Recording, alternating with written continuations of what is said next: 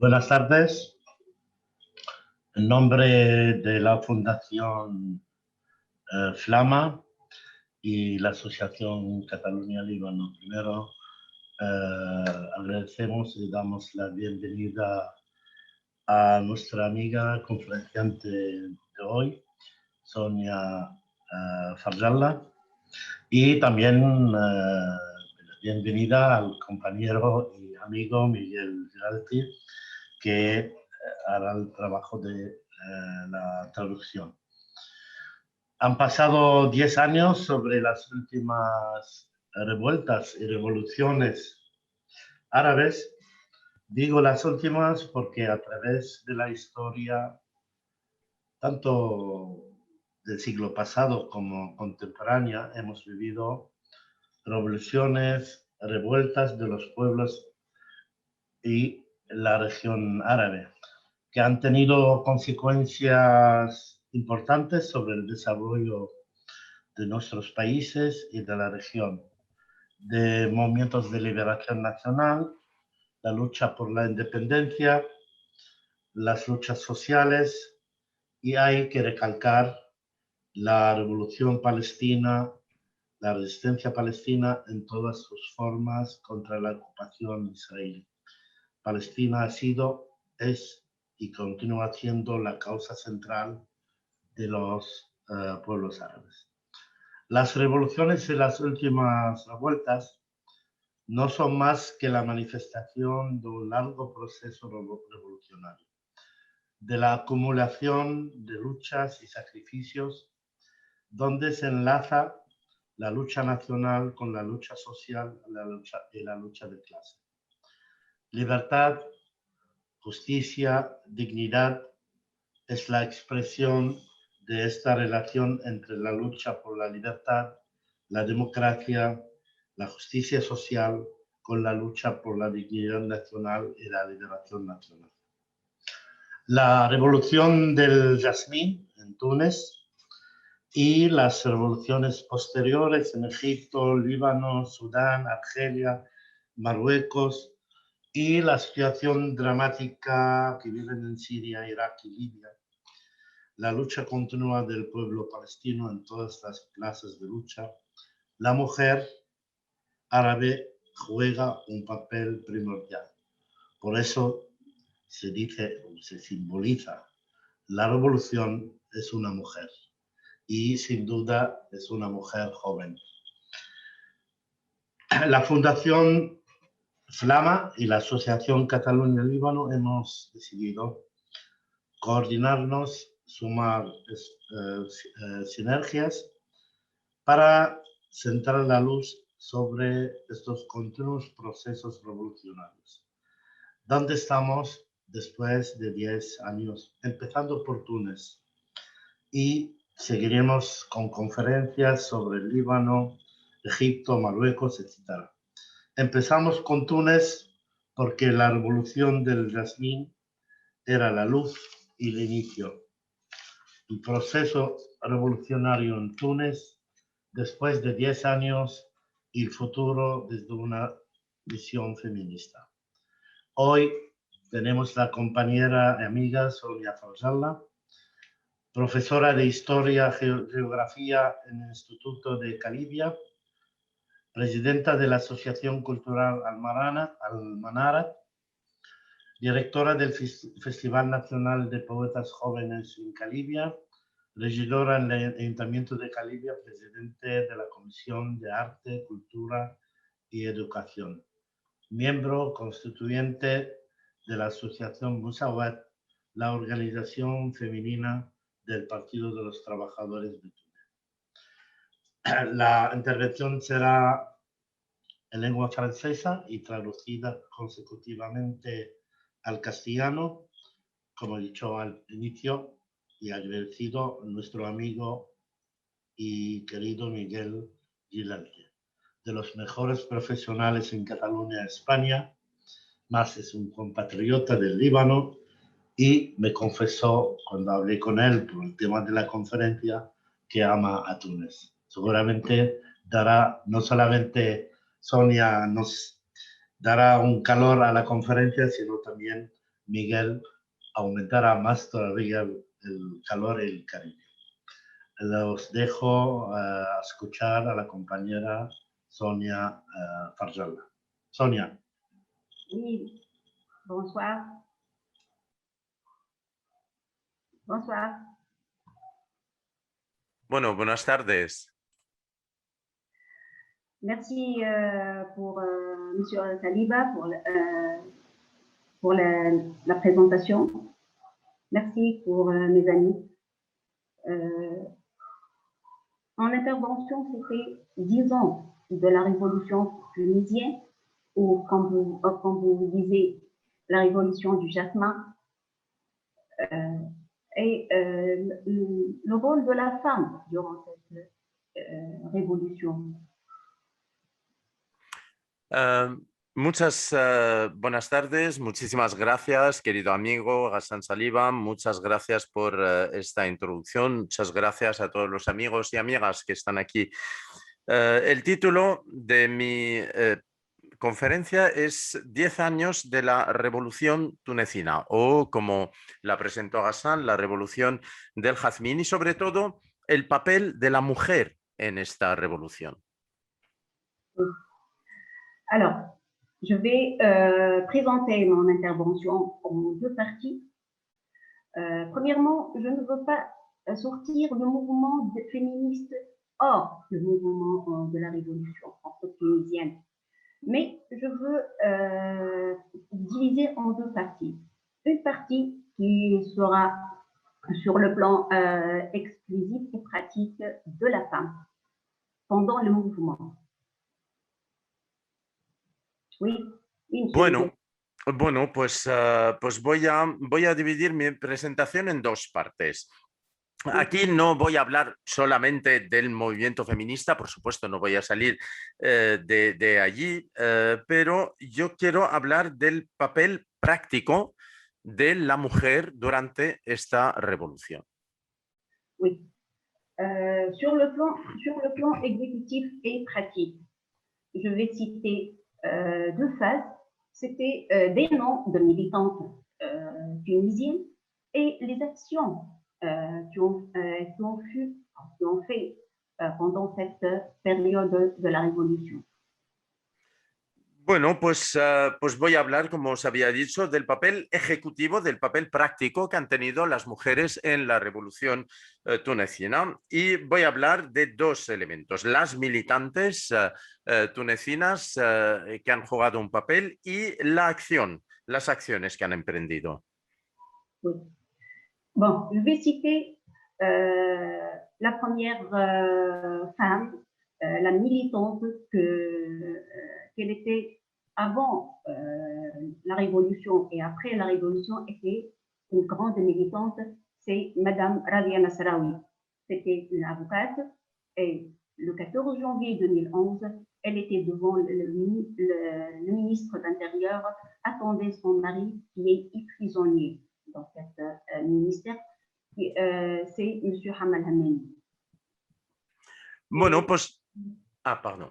Oui. No, bueno, pues primero voy a hablar de una primera militante, una militante que era militante antes, durante y después de la revolución, una abogada muy conocida, militante feminista, Rabia Nasraoui, que es abogada y el 14 de enero del 2011 estaba allí en la puerta del ministerio esperando a su marido que estaba en prisión. Une autre action qui était une action féministe très précise, c'est une étudiante dans la faculté de Manouba qui a grimpé le toit de la faculté pour enlever le drapeau des extrémistes islamistes et restaurer le drapeau tunisien.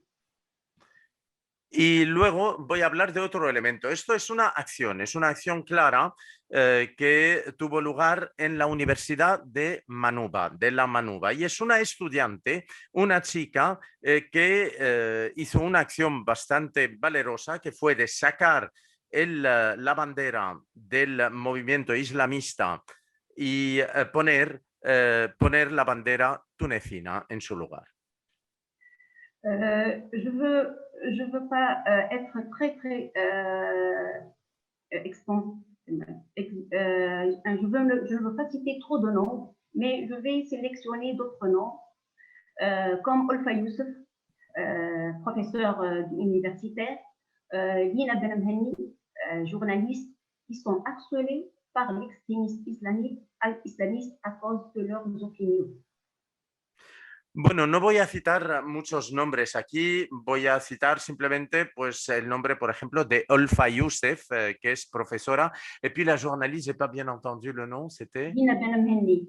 Ah, Dina Belamendi, Lina, que es periodista, y las dos han sufrido mucho acoso, muchísimo acoso por parte de los islamistas.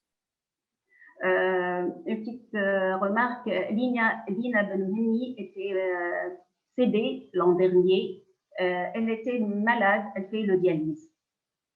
Ah, bueno, una nota, Dina pues falleció el año pasado por víctima de una enfermedad. Merci. Mais je vais citer une image très touchante. C'est vers le 25 décembre 2010, lors de la Révolution, une vieille femme était devant l'hôpital de la ville de Célienne. C'est une image très touchante. Cette femme qui était un journaliste, elle a posé une question. Que faites-vous, madame, à l'hôpital? On ne dit pas le madame, elle dit Hajj. Que faites-vous devant l'hôpital? Elle a répondu simplement, mes 2 enfants sont assassinés par les policiers.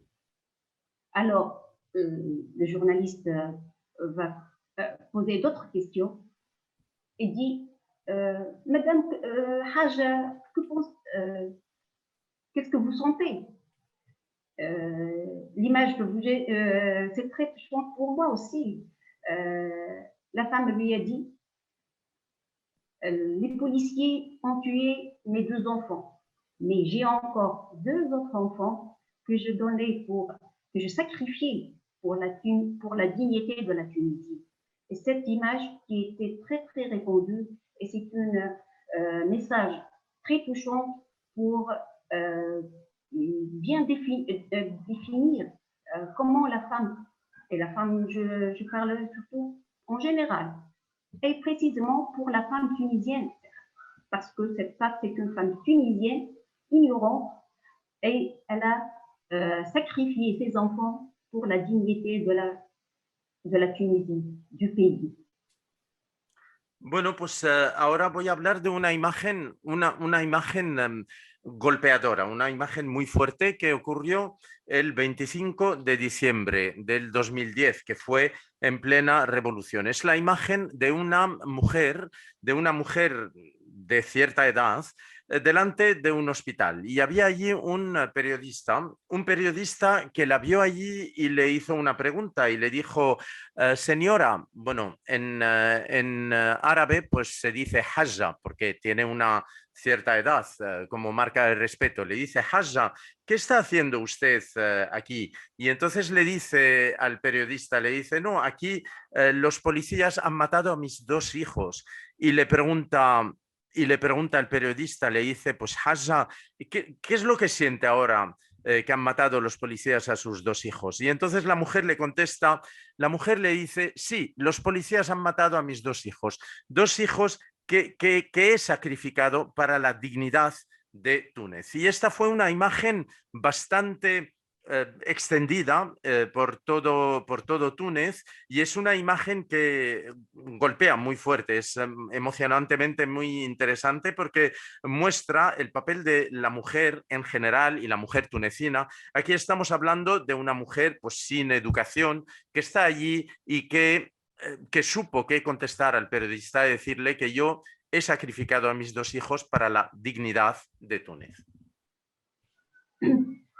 Et maintenant, je vais passer pour des actions. La femme tunisienne a fait plusieurs mouvements Et je vais citer deux grandes actions. La première, c'était Atisam Rahim. On l'appelait Atisam Rahim. C'était la période après l'assassinat d'un leader du Front populaire, qui est Mohamed El-Brahmi. C'était un mois de Ramadan, c'était le 25 juillet 2013, et les gens sont protestés contre cet assassinat et contre aussi le nouveau constituant de la Tunisie. Alors, les femmes, et pendant les ramadans, et les gens jeunes, ça veut dire en anglais fasté, saïmi, et les femmes, durant 23 jours, ils ravitaillent les gens à place de Bardo.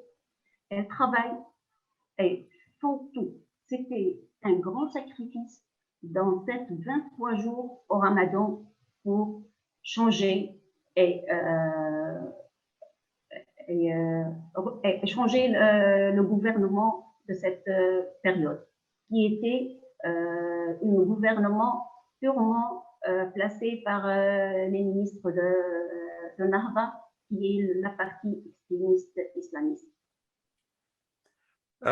Bueno, pues ahora voy a pasar a hablar de las acciones. Voy a mencionar dos acciones muy importantes que tuvieron lugar. Primero, lo que se llama el I'tisam Rahim, pues que esto fue una concentración allí de repulsa y de protesta después del asesinato de un líder del Frente Popular, Mohamed Brahmi, que fue asesinado, y esto fue el 25 de julio del 2013. Pues allí hubo una sentada de protesta contra la Asamblea Constituyente y contra también para protestar por el asesinato del Mohamed Brahmi. Y era la época de Ramadán. La época de Ramadán, como sabéis, pues la gente no come, están ayunando todo el día, y durante 23 días, durante esta protesta, las mujeres no cejaron en ayudar, en servir a todo el mundo, a todos los que estaban en la Plaza del Bardo, allí protestando para cambiar este gobierno, el gobierno que estaba formado por ministros del partido islamista en Nahda. La deuxième acte, c'était le mouvement de 13 août 2013. Pour nous, pour les Tunisiens, 13 août, c'est la fête des femmes. 13 août 1956, c'est la fondation du code de statut personnel. Ce code qui mène plusieurs lois au bénéfice de la femme. Mais le 13 août 2013, c'est un mouvement féministe qui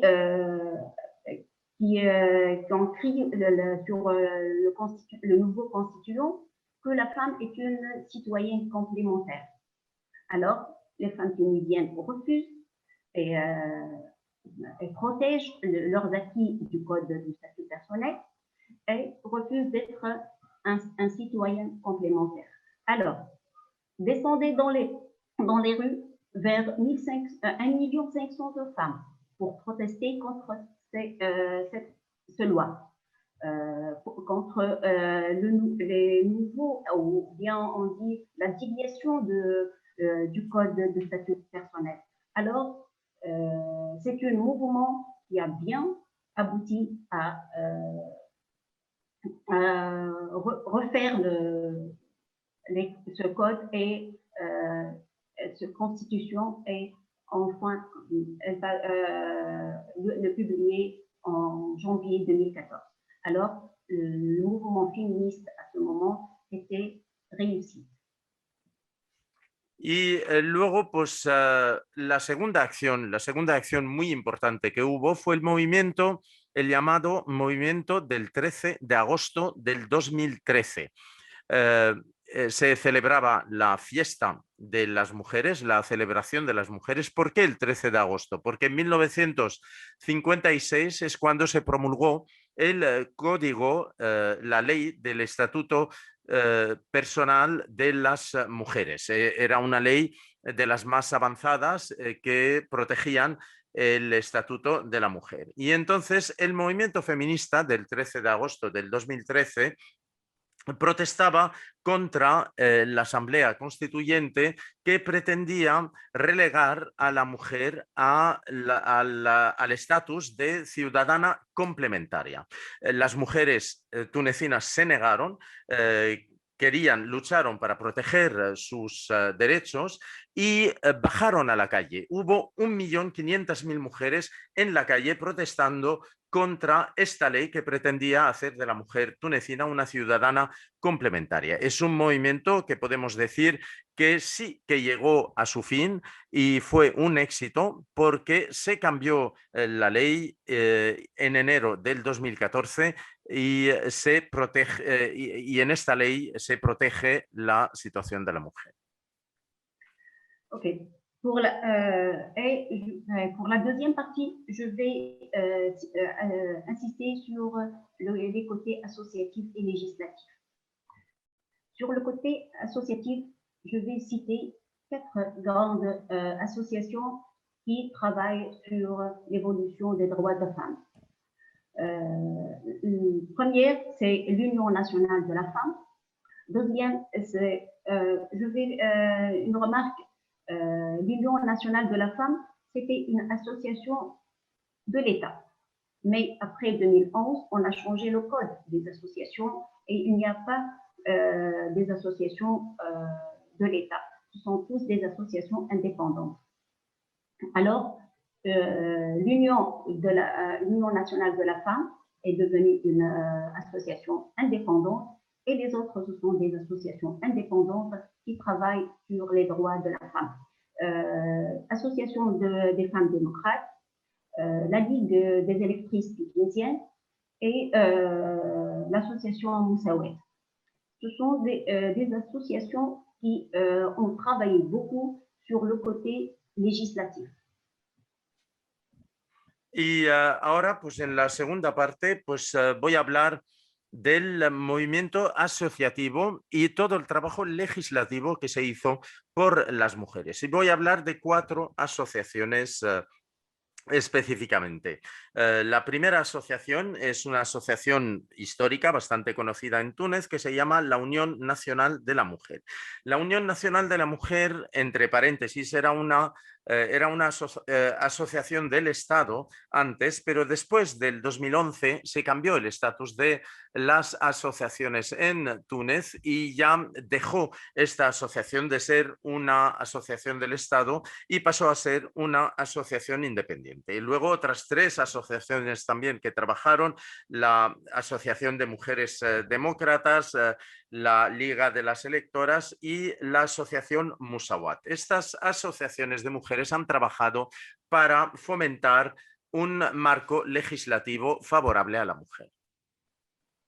Okay. Ces associations sont commis des grandes batailles.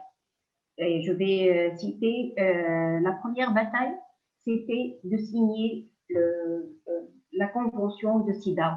La convention de CEDAW, c'est une convention des Nations Unies qui est conçue comme comment on dit, haram. C'est le malaki par les islamistes. C'est une convention des Nations Unies qui provoque toutes les agressions contre les femmes. Et cette convention était finalement signée en 2014. La deuxième, c'est le code électoral. Bon.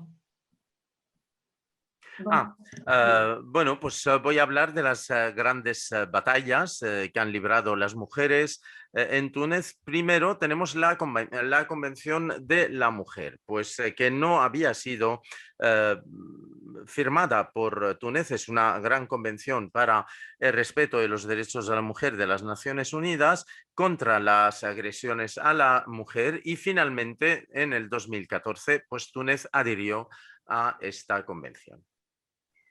bon. Pour la deuxième combat, c'était, comme je disais, législatif, c'est d'instaurer un code électoral. Le code électoral de la Tunisie était bien fait pour la femme. Il a provoqué d'autres, comment dire, plusieurs acquis pour la femme. Surtout quand il exige la parité verticale et la parité horizontale. Qu'est-ce que ça veut dire parité verticale? Parité verticale, que chaque liste électorale va participer à l'élection, quelle que soit l'élection des organisations ou des assemblées. Parlement, assemblée municipale, les assemblées des juridistes, comment vous appelez, les juristes. Tous les assemblées doivent avoir une parité verticale. Ce qui c'est, on doit nommer la liste homme-femme ou bien femme-homme. Mais dans la deuxième élection, et surtout dans l'élection de 2018 des conseils municipaux, on vient imposer la parité verticale, que chaque liste, et surtout les listes présentées par les partis, doivent être parité. La parité, comment dire, si le Front populaire va imposer 10 listes, les têtes de liste doivent être 5 femmes et 5 hommes. Et en existant la parité verticale. Bon, vous pouvez faire... Bueno, pues la segunda gran batalla también que libraron las mujeres fue la reforma del Código Electoral. El Código Electoral que ahora sí que ofrece bastantes beneficios para la mujer, sobre todo a través de lo que llamamos la paridad vertical y la paridad horizontal. La paridad vertical quiere decir que cada lista, en cualquier tipo de asamblea, cualquier tipo de institución, pues aquí estamos hablando de parlamento, de consejos municipales, asociaciones de juristas, etcétera, todas las listas electorales tienen por ley que respetar ese principio de la paridad vertical. Hombre, mujer o mujer, hombre, mujer, hombre. En el 2018... también en los consejos municipales también se respetó la paridad vertical. Eso quiere decir, por ejemplo, si un partido como el Frente Popular, por ejemplo, presentaba 10 listas, las 5 cabezas de listas tenían que ser mujeres y 5 cabezas de listas hombres. Oui. Dans ce cadre de pression et dans ce cadre du code électoral, le nombre des femmes dans le Parlement était augmenté de 35% des députés. Je vais citer l'exemple de notre conseil municipal que j'y ai une membre. Nous sommes 12 femmes sur 30 places. C'est un taux très très élevé, presque 50%. Des conseillers sont des femmes. C'est une bonne nouvelle pour nous et qu'on doit faire de mieux. Parce que même ce code, il y a quelques lacunes qu'on peut le réparer après.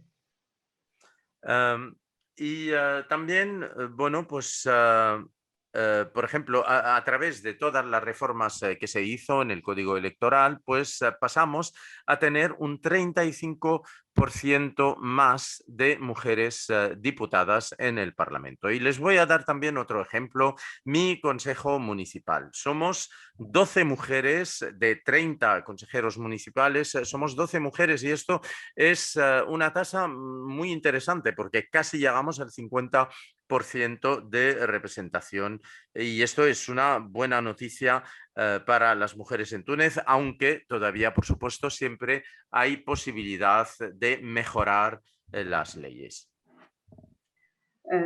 Et aussi, il y a d'autres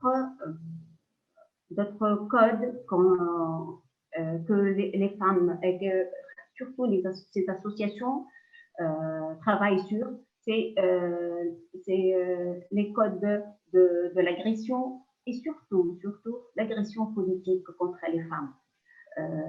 Pendant les campagnes électorales, la femme subit plusieurs formes et plusieurs sortes de violences. Alors, maintenant, ces associations font des mouvements, font des plaidoyers, des accompagnants des femmes sur le plan politique qui sont soit des députés, soit des conseils municipaux, même des avocates, des juristes, et ils accompagnent ces femmes pour avoir d'autres codes qui accusent toutes sortes d'agressions politiques pour les femmes, soit dans les comment on dit,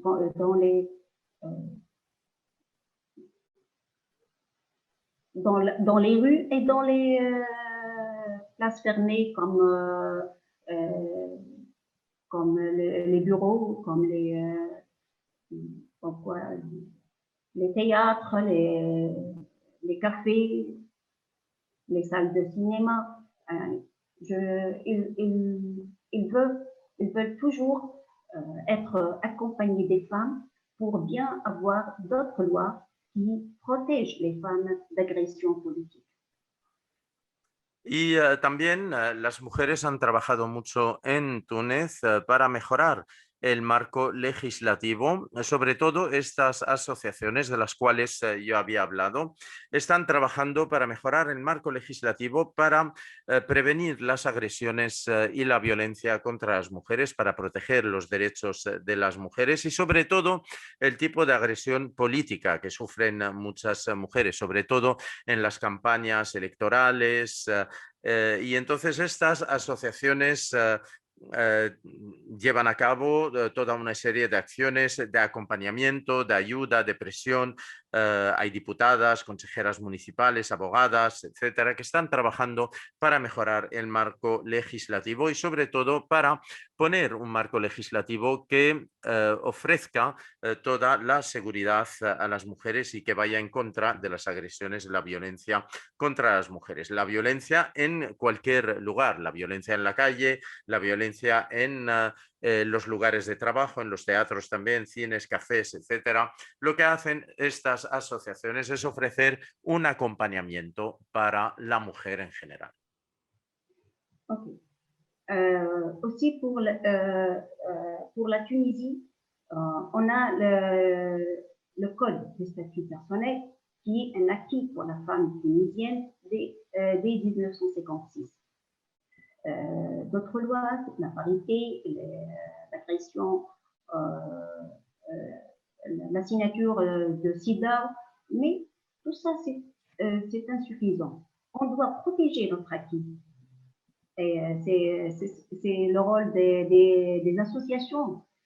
On va protéger cet acquis contre les islamistes qui le refusent, qui veulent changer le code de statut personnel, mais on a bien, et je cite ici, toutes les associations démocrates ont bien être bien debout, ont bien conservé cette code, mais ils veulent plus évoluer et donner plus de droits pour la femme. Je vais citer quelques droits qu'on a acquis à ce moment. C'est l'élimination de la multimariage et surtout, la femme tunisienne peut donner sa nationalité à ses enfants. Mais tout ça, ce sont les premières pas. Alors, oui, M. Miguel. Oui.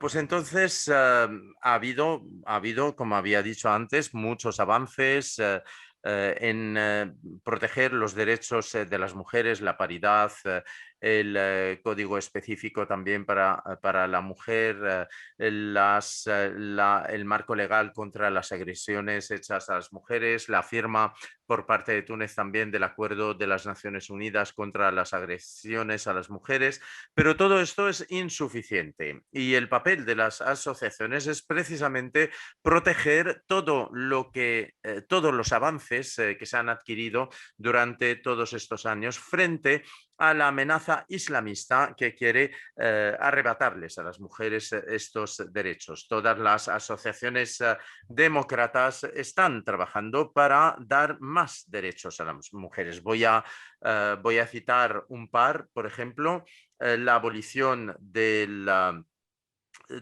matrimonio múltiple. Ahora la mujer tunecina, por ejemplo, puede dar la nacionalidad a sus hijos. Todos estos son derechos que no tenía la mujer tunecina, que ahora tiene, pero no dejan de ser los primeros pasos y todavía hay mucho camino por recorrer. Okay. Mais ce sont des acquis qu'on doit le protéger et on doit évoluer. On veut, et surtout les associations que j'ai citées, travaillent surtout à développer le nombre des femmes dans le Parlement, surtout dans tous les conseils législatifs ou dans le conseil municipal, pour être égalité. Aussi, c'est une grande bataille conduite par l'association Moussawet et l'association Femmes démocrates, c'est l'égalité dans l'héritage. C'est une grande bataille quand on le dit, surtout contre les islamistes qui accusent ces femmes d'être non religieux,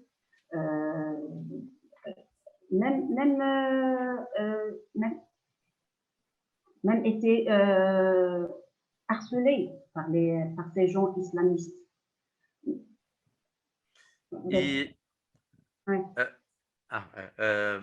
Y entonces, pues todas estas acciones que se han llevado a cabo por parte de las asociaciones que he citado, pues van encaminadas hacia el objetivo de proteger los derechos de la mujer y de seguir evolucionando. Por ejemplo, para tener cada vez más presencia de las mujeres en todas las instancias, en el Parlamento, en los consejos municipales, para poder llegar al objetivo de la igualdad entre hombres y mujeres. Y también la batalla más importante que está librando mi asociación Musawat y también la Asociación de Mujeres Demócratas, una de las batallas más importantes ha sido lograr la igualdad entre mujeres y hombres en cuanto a la herencia. Y toda esta lucha va en contra de los islamistas que lo único que quieren hacer es arrebatarle derechos a la mujer, acusan a muchas mujeres de no ser buenas religiosas, hay mucho acoso también que por parte de los islamistas que estas asociaciones intentan hacer frente. Ok. Ce sont des acquis, oui, mais tous les associations maintenant travaillent sur surtout la violence politique. C'est un groupe de juristes et des avocates qui travaillent avec la Ligue des électrices tunisiennes, avec la femme démocrate et des juristes et avocates indépendants travaillent contre l'agression, surtout l'agression politique contre la femme. C'est une loi qui vient préparée et qui va être posée au Parlement pour confirmer cette loi, ce code, pour bien protéger la femme dans les espaces publics et dans les espaces privés contre la violence politique. Y entonces, pues todo lo que he citado pues han sido derechos adquiridos después de años de lucha, pero ahora lo que las asociaciones centran su trabajo es sobre todo en el tema de la violencia y sobre todo el tema de la violencia política contra las mujeres. Hay grupos de juristas, abogadas independientes que están trabajando para mejorar el marco legal y para proteger mucho mejor a la mujer contra la violencia. Hay, de hecho, una propuesta de ley que se presentará al Parlamento y esta ley va encaminada hacia proteger mejor la mujer en el espacio público y el espacio privado contra las agresiones y contra la violencia.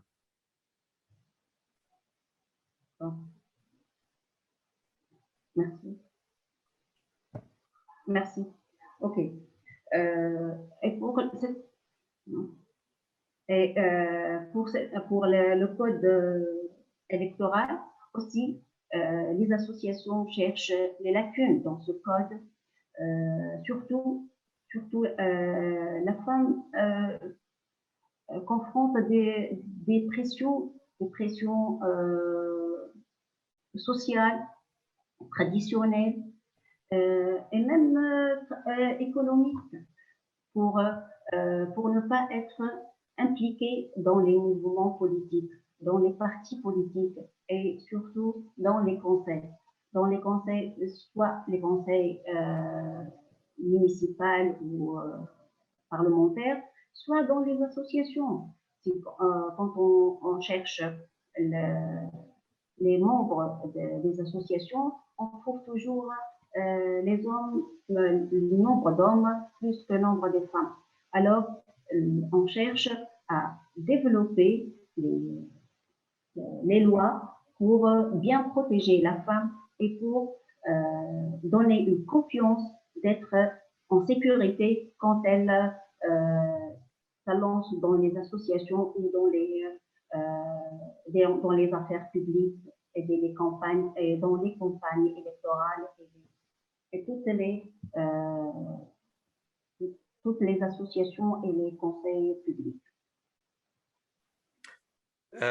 Y entonces, pues, por supuesto, ya había hablado de la ley electoral, pero esta ley electoral no es perfecta y por eso estos grupos de mujeres, estas asociaciones hacen frente, están trabajando para mejorar la situación de la mujer que hace frente a muchas presiones, presiones sociales, presiones económicas también, que hacen que no pueda participar libremente la mujer en la vida política, en las campañas electorales, en los consejos municipales, incluso también en las asociaciones. En el trabajo asociativo siempre, si miramos, vemos que hay una presencia mucho más importante de hombres que de mujeres en las juntas de las asociaciones. Y por eso lo que están haciendo las asociaciones de mujeres es es intentar reforzar el marco legal para proteger, para dar más confianza a las mujeres, para darles más seguridad, para que vean que pueden participar en los asuntos públicos, en las campañas electorales, para que puedan ocupar el espacio público sin temor y sin miedo. Oui. Je vais conclure et je vais terminer. Sur le plan des codes, des lois, on a plusieurs juristes qui travaillent bien et sont bien instruites sur le plan juridique pour construire et pour faire des appuis pour avoir et acquérir des lois, des codes qui bien protéger la femme pour, dans tous les secteurs, soit les secteurs politiques, soit les secteurs sociaux, dans les mouvements politiques et sociaux. Et surtout des associations qui travaillent sur l'éducation des femmes. Et j'ai d'autres associations qui travaillent sur le côté social et économique. Elles accompagnent des femmes qui ont des micro-projets. Et ces femmes vont développer leurs projets soit par l'investissement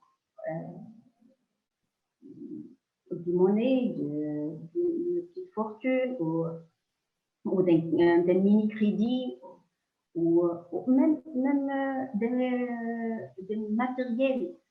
des matériaux qui peuvent aider ces femmes à développer leur micro-projet. Et dans ce cas, on cherche à être, que soit la femme autonome d'elle-même et autonome de sa fortune et de son économie pour qu'elle bien être inclus dans les mouvements sociaux et dans les associations et qu'elle soit indépendante de Ravita et de son mari o de ses parents. Y entonces, pues aquí voy a terminar. Bueno, he hablado de las reformas, de las leyes que hay, que todas han sido promovidas por grandes juristas que están muy instruidas en el plan jurídico y que han trabajado mucho para proteger a la mujer en todos los sectores, en el mundo político, en lo social también. Y también hay muchas asociaciones que trabajan por todo el país para reforzar la capacidad de las mujeres, para educarlas, formarlas, en todos los niveles, a nivel social, a nivel económico también. Se ayuda mucho a las mujeres a través de microproyectos, de ayuda para inversiones pequeñas, minicréditos, ayuda también material a las mujeres para poder desarrollar sus pequeños proyectos, porque el objetivo final de estas asociaciones es ofrecer una autonomía a las mujeres, una autonomía económica y una autonomía personal y social también, para que la mujer pueda, siendo independiente, pueda participar en movimientos, en asociaciones y tendría la garantía de su independencia para poder llevar a cabo su vida de una manera plena. Merci. Et je vais terminer par cette petite conclusion que les 10 ans de la révolution tunisienne, la femme a fait une très grande évolution. Du code de statut personnel à des mouvements féministes très très grands et des lois qui les acquis. Et des activités féministes étaient très, très variées dans la société tunisienne. Avant, on ne peut pas voir la femme avant 2011, je dis. Avant 2011, la femme était, son rôle était très, très restreint dans des travaux sociaux, etc. Mais maintenant, on trouve les femmes très actives et cette révolution vient libérer une grande partie de la femme tunisienne qui a créé leurs emplois, qui ont créé leurs autonomies, qui ont créé même son personnalité. Et c'est ça. Et j'ai un grand espoir d'avoir d'autres évolutions, surtout sur le plan législatif et sur le plan économique. Et merci. Bueno, para concluir, yo creo que en estos 10 años, desde la revolución, la mujer sí que ha avanzado enormemente. Tenemos muchos ejemplos que yo ya había citado a nivel legislativo. Por ejemplo, ahora las leyes son mucho más favorables a las mujeres. Los movimientos feministas también se han desarrollado muchísimo durante estos 10 años. Las leyes han mejorado, hay también muchísimas acciones, una variedad de acciones también que se han llevado a cabo para autonomizar y para ayudar a la mujer. Antes del 2011, el papel de la mujer estaba restringido al papel social que podía jugar y ahora no, cada vez vemos a más mujeres activas, liberadas. Una gran parte de estas mujeres tienen sus empresas, crean empleo, tienen una autonomía e incluso han desarrollado su personalidad. Y para acabar, yo diría que tengo una grandísima esperanza de tener aún más evolución para la mujer a nivel legislativo y a nivel económico en Túnez.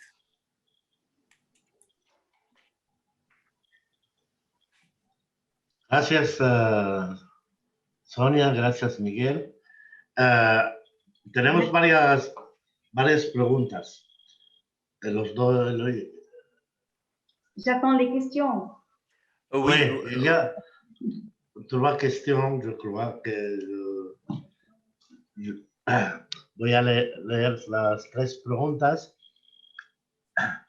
y contestarlas juntas.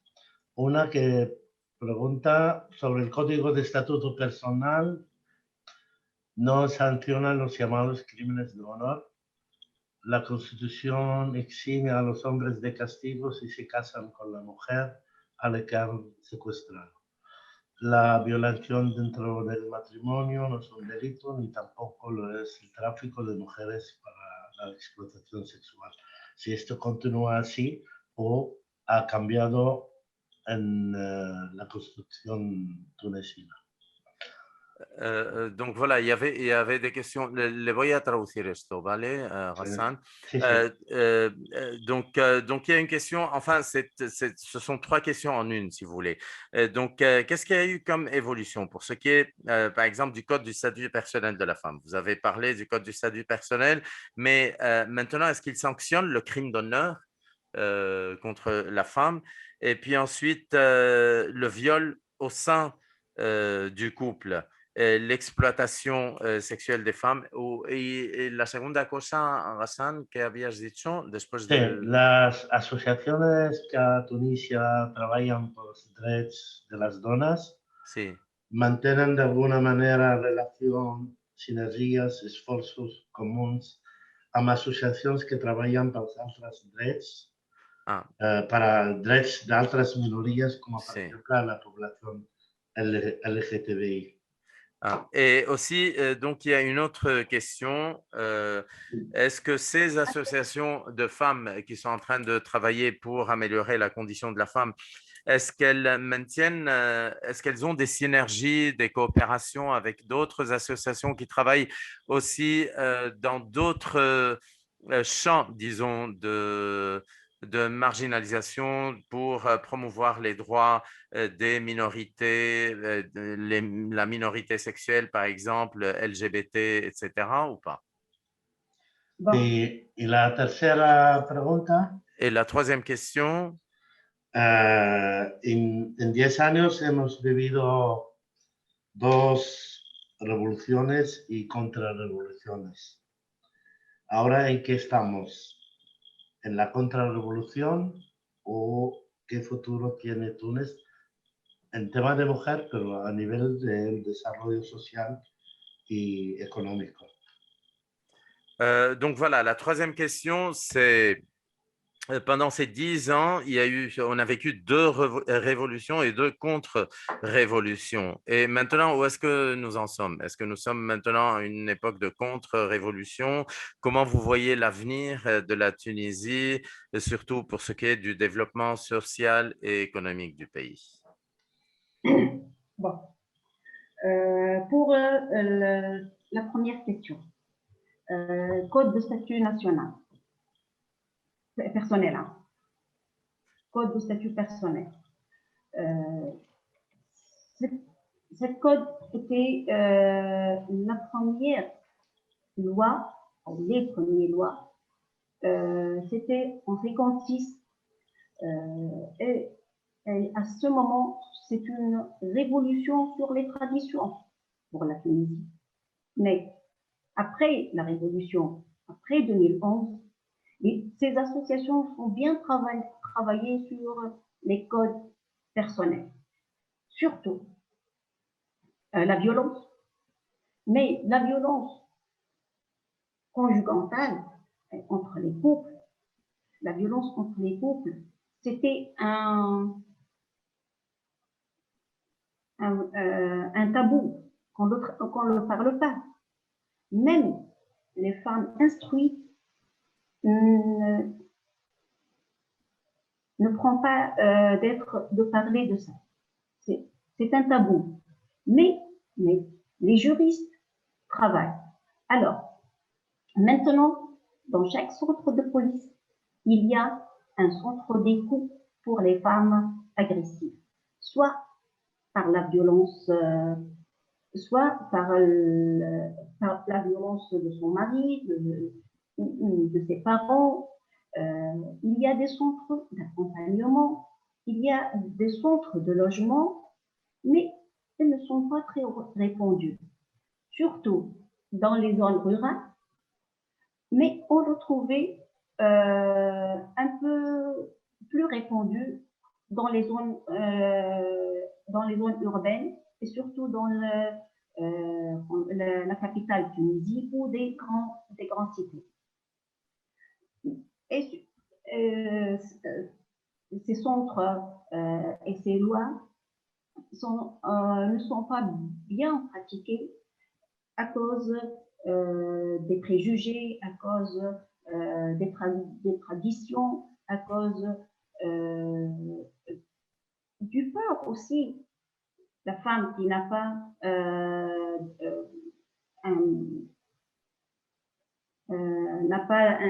un salaire, ou n'a pas une petite fortune, ou n'a pas un projet, elle ne peut pas faire elle ne peut pas protester, elle ne peut pas aller au commissariat. Ce sont des actes qui travaillent, les associations féministes travaillent trop. En parlant, on fait des formations pour les femmes agressées, accusées d'agressivité. Elles font même des sites sur Internet, même des centres d'écoute sur Internet. Parfois, elle n'oblige pas les gens de dire son nom, de s'identifier. Juste, elle donne quel que soit un nom quelconque pour être protégée. Cela, c'est pour la première question. Bueno, en cuanto a la pregunta, a la primera pregunta, la ley esta, que llamamos el Código del Estatus Personal, el Estatuto Personal de las Mujeres, es una ley del 1956 y cuando se promulgó esta ley fue una revolución contra las tradiciones que teníamos en Túnez. Pero después del 2011 se ha trabajado muchísimo sobre un tema que es el tema de la violencia doméstica, porque este tema siempre ha sido un tema tabú. Incluso mujeres con una cierta cultura, unos ciertos estudios, etcétera, este tema no lo tocan, incluso se han sido víctimas de violencia doméstica. Pero ahora, por ejemplo, tenemos en todas las o en varias comisarías, tenemos un departamento que se ocupa de las mujeres agredidas, tanto por su marido, por sus padres, etcétera. Tenemos también unos centros de acogida, pero no hay bastantes en todo el país. Y sobre todo en las zonas rurales tenemos muy pocos centros de acogida. Sobre todo podemos encontrar esto en las grandes urbes y sobre todo en la capital, en Túnez. La ley existe, pero lo que pasa es que los textos no están bien respetados o practicados por culpa de los prejuicios, de las tradiciones, del miedo y sobre todo de la poca independencia económica que puedan tener algunas mujeres para poder ellas reivindicar sus derechos. Y en esto es en lo que están trabajando las asociaciones. Están trabajando para sensibilizar, para formar, para enseñar a las mujeres cuáles son sus derechos, para ofrecerles esta autonomía que necesitan. E incluso también para ofrecerles un clima de confianza a través de los canales de Internet o de las llamadas. Se respeta la privacidad de la mujer, no hace falta que dé su nombre, con tal de que llame, de que se conecte, de que busque ayuda. Ok. Oui, voilà, ça y est, la première. Pour la deuxième question, la coopération avec d'autres associations. Bon, des différentes associations. Alors, il y a des associations parfois spécialisées. Alors, il y a une coopération entre ces associations. Parfois, des associations qui accompagnent des femmes subissent des agressions. Elle fait une coopération avec une autre association qui peut l'aider sur le plan économique, qui peut aider sur d'avoir un petit projet, d'avoir une autonomie. Il y a des associations qui font des collaborations dans la Tunisie. Ailleurs, je ne sais pas très grand-chose. Je sais surtout que surtout la Ligue des électrices tunisiennes et les femmes, l'association Femmes démocrates ont des collaborations avec et des coopérations avec d'autres associations hors la Tunisie, mais ce sont des coopérations sur des projets. Ou avec l'ONU et avec GISEL, association allemande, suivant des projets. Parfois, quand la lettre fait la plaidoyer sur le code électoral, elle a trouvé une accompagnante avec GISEL, GISEL, qui est une association allemande, et qui font travailler ensemble. Surtout, elles font des collaborations avec l'ONU sur le plan juridique. Quand ils proposent des lois, ils trouvent un appui, un grand appui avec l'ONU pour exécuter ces lois. Bueno, en cuanto a la cooperación, yo no tengo muchísima información sobre si hay canales de cooperación entre las asociaciones. Lo que sí que sé es que entre asociaciones que trabajan para derechos de la mujer sí que hay bastante cooperación, porque como sabéis tenemos asociaciones de varios tipos y entonces pues una asociación que está especializada en proteger a las mujeres y ayudarlas a las mujeres agredidas, pues podría tener un proyecto de cooperación con otra asociación que trabaja para la autonomización económica de las mujeres, para poder ayudarlas a montar proyectos, etcétera. Yo sé también que hay cooperaciones internacionales también, pero sobre todo con las grandes asociaciones, como la Liga de Juristas Tunecinas o la Asociación de Mujeres Demócratas. Yo sé que tienen unas cooperaciones fuera de Túnez, pero son cooperaciones puntuales en proyectos con agencias internacionales para la ayuda al desarrollo, como la agencia alemana, GIZ, la ONU también. Yo sé que la Liga de Mujeres Juristas ha trabajado también sobre el código electoral en colaboración con la ONU en el plan jurídico y para pedir apoyos, pero nada más. Ah, oui. Pour la troisième question, contre-révolution, et je vais dire que maintenant, on vit une deuxième phase de contre-révolution. Surtout, la révolution tunisienne on levait sur des signes, des symboles, des logos qu'on peut l'appeler travail, liberté, dignité.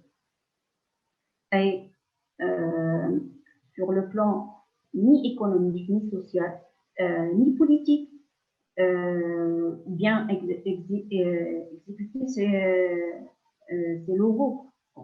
Alors, on n'a pas le taux de chômage c'est bien élevé, et surtout au niveau des diplômés. La liberté, bon, on a quelques libertés, mais on doit plus. La liberté d'expression peut être contaminée ou peut être agressée plutôt.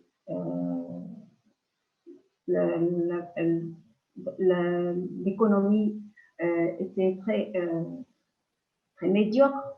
On est sur une inflation, faillite. Les gouverneurs demandent des crédits de l'FMI, du Banque nationale, du Banque internationale.